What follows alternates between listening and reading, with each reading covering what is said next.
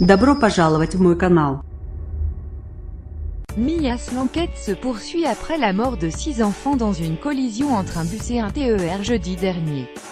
Lors du choc, les barrières auraient plus probablement été fermées, indique le procureur. La conductrice du bus, placée en garde à vue, a prétendu l'inverse. Lors d'une conférence de presse donnée ce mardi après-midi, le procureur de Marseille en charge de l'enquête a indiqué que les constatations matérielles allaient plutôt dans le sens d'une barrière fermée. Ce qui contredirait la version de la conductrice du car qui avait certifié au lendemain de l'accident que la barrière était bien ouverte. Une collecte de fonds a été lancée à la suite de l'accident de Mias. Le journal L'Indépendant indique que certaines familles ont dû suspendre leurs activités professionnelles ou même quitter leur travail et ne parviennent plus à assumer les dépenses urgentes. C'est la Croix-Rouge de Perpignan qui centralise les dons. Il doit s'agir uniquement de chèques libellés à l'attention de Croix-Rouge, victimes de Saint-Féliu. Ils peuvent être déposés à l'accueil de la mairie de Saint-Féliu d'Aval ou envoyés directement à l'adresse de l'association Croix-Rouge, 24 bis place des Orfèvres, 66 000 Perpignan. Vous évoquez un certain nombre de pistes, liées à l'installation de radars, à des signalisations dans les GPS. Elles sont toutes dignes d'intérêt, et il faut évidemment étudier leur faisabilité. Lors des questions au gouvernement à l'Assemblée ce mardi 19 décembre, le Premier ministre Édouard Philippe a parlé de l'accident de Mias en réponse à une question d'une députée LREM. Édouard Philippe en a profité pour indiquer que le gouvernement avait l'intention de poursuivre le programme de sécurisation des passages à niveau les plus dangereux. Il a tenu à préciser que celui de Mias ne faisait pas partie. Le procureur de Marseille Xavier Tarabeu et les familles des victimes se sont entretenus ce mardi 19 décembre au sujet de la collision entre un car scolaire et un train à Mias. Des familles qui veulent des réponses à la suite de la tragédie. L'accident a causé la mort de 6 enfants et 5 autres sont entre la vie et la mort. Après cet entretien avec les familles, le procureur a déclaré cet après-midi que les constatations matérielles allaient plutôt dans le sens d'une barrière fermée. Le colonel Patrick Touron, directeur de l'Institut de recherche criminelle de la Gendarmerie nationale IRCGN, précise sur RTL comment faire parler les barrières. Il se base en effet sur un grand principe criminalistique: lorsqu'il y a un contact, il y a un transfert de matière. Si les barrières ont été en contact avec le car, il suffit de regarder à quel endroit et s'il y a eu échange de matière, affirme Patrick Touron. D'autre part, dans les cas de Mias où il n'y avait pas vidéosurveillance, les enquêteurs utilisent traditionnellement le crayon, puis l'appareil photo et la caméra vidéo. À l'heure actuelle, on est dans l'époque de la numérisation de la scène d'infraction, rappelle le directeur de l'Institut de recherche criminelle de la Gendarmerie nationale. Chaque centimètre cube d'un espace est numérisé, de manière ensuite à y revenir et à vérifier le positionnement de chaque élément, précisait-il. Grâce à cela on peut se mettre, par exemple, dans la position des conducteurs, refaire le trajet et voir ce qu'ils voient en vue d'une confrontation avec les témoignages. Le procureur de la République de Marseille a indiqué que la conductrice du bus, une mère de famille, quadragénaire, était de nouveau placée en garde à vue pour être entendue après un premier bref interrogatoire vendredi. Son état physique et psychologique ne permettait pas de mener à bien l'audition.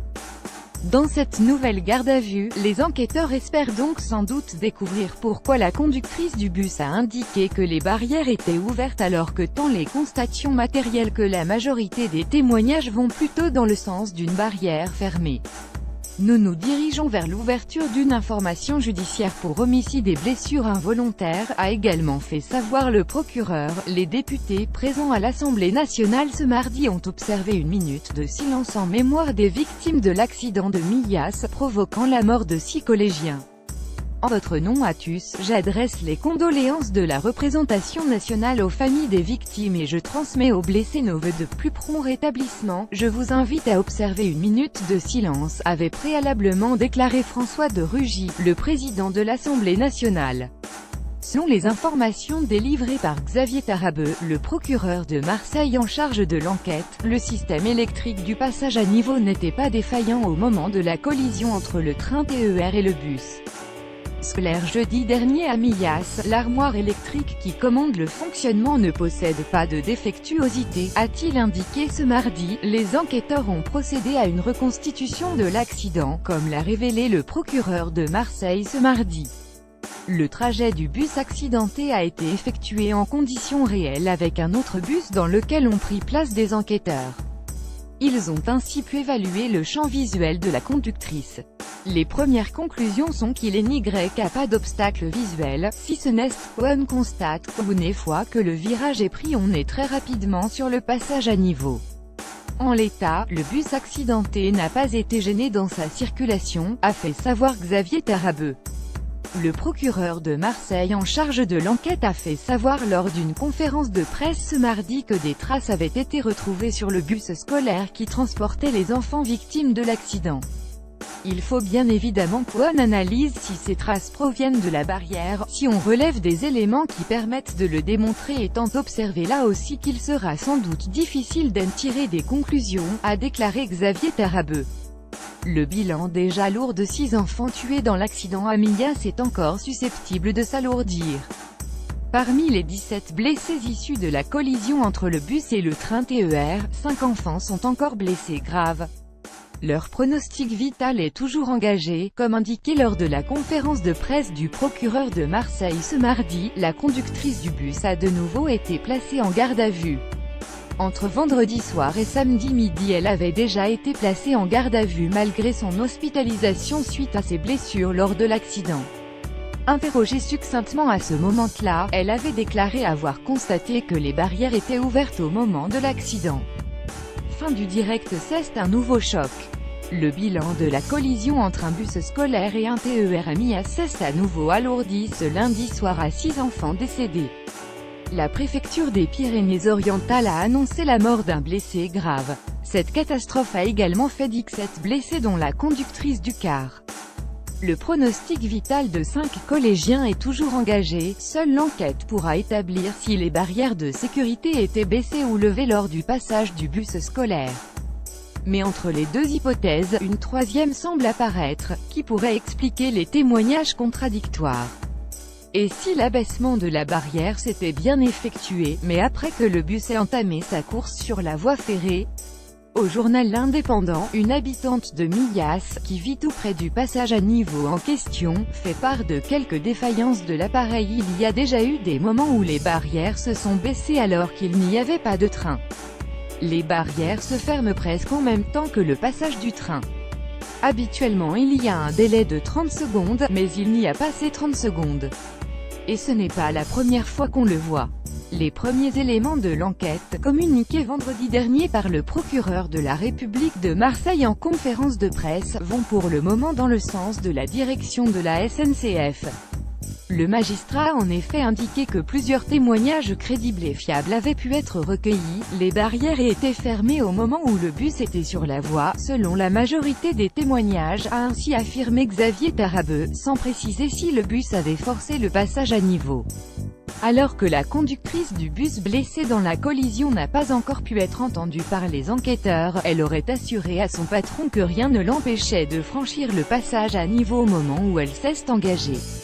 La SNCF se déclare choquée par les accusations particulièrement graves qui viennent d'être formulées à son encontre, et cela alors que l'heure est au recueillement et à la solidarité avec les victimes, leurs familles et leurs proches, a tweeté le groupe SNCF avant d'ajouter la SNCF s'en remet aux enquêtes en cours. Elle s'interdit toute communication sur les causes de l'accident et continuera à prêter son concours, en toute transparence, à la manifestation de la vérité. La SNCF se déclare choquée par les accusations particulièrement graves qui viennent d'être formulées à son encontre, et cela alors que l'heure est au recueillement et à la solidarité avec les victimes, leurs familles et leurs proches. Groupe SNCF Groupe SNCF 15 décembre 2017. Les enquêteurs, spécialistes en accidentologie, sont à Millas pour prendre connaissance de tous les éléments qui leur permettront d'établir des pistes de travail. Marque sur le car de transport des enfants, traces éventuelles de freinage sur le bitume. L'endroit où a eu lieu le drame est passé au crible. Les collégiens scolarisés dans le même établissement que les victimes sont quant à eux retournés en classe ce vendredi. L'AFP diffuse des images de ce jour d'après depuis ce matin. Accident à Millas. Le jour d'après, voir les photos. BFM TV a recueilli le témoignage d'un homme qui affirme avoir été positionné en face lors de l'accident survenu hier. C'est allé tellement vite. Les barrières étaient baissées, on a vu le train arriver, on a vu le bus s'engager.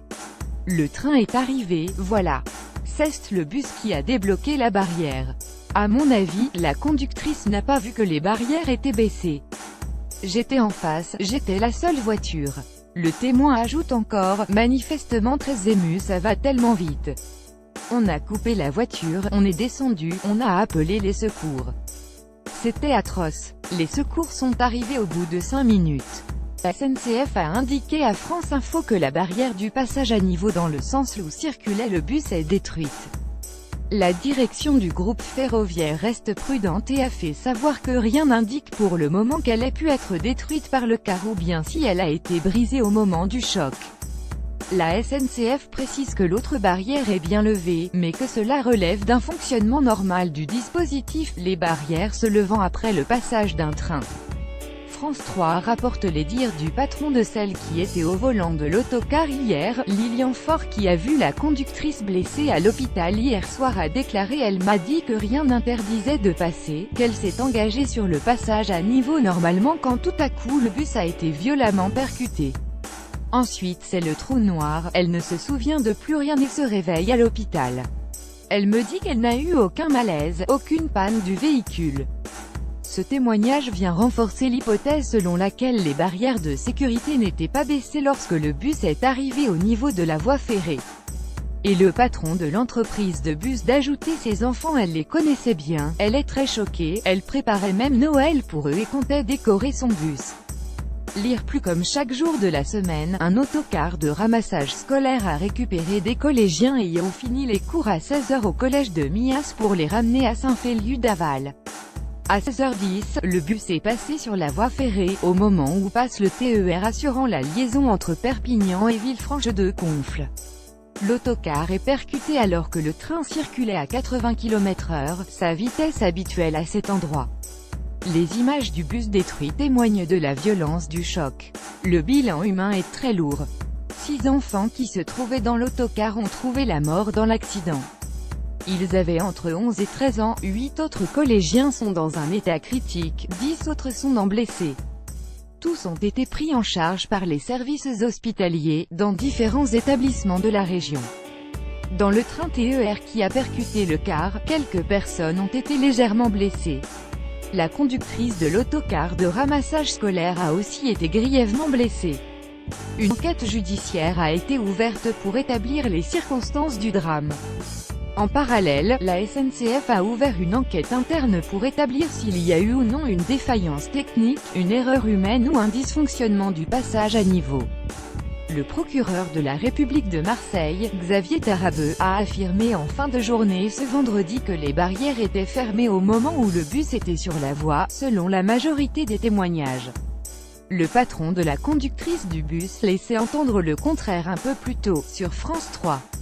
Elle a dit que rien n'interdisait de passer, a indiqué ce dernier, après l'avoir vue à l'hôpital.